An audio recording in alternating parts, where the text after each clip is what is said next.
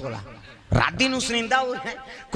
को come this और sanitiser ला छीट दिस गा वेल को हाले दादा रो रुआदारी से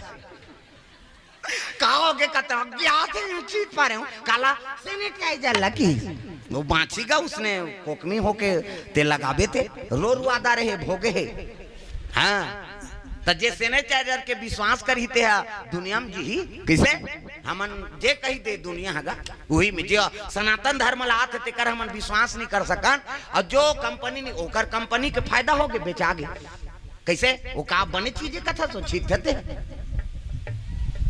कैसे भट्टी बंद हो गए तू इला पी दी कहीं छन प्रेम से बोल दुर्गा उसने तो है वहां वो अच्छा चीजें कहा था ते सैनिटाइजर सैनिटाइजर छीतो भगवान के पूजा कर मंदल छी पूजा कर बे दो कहा भगवान प्रसन्न हुई तमाशा और उसने तो है वहां और का चीज कथा ते बने चीजें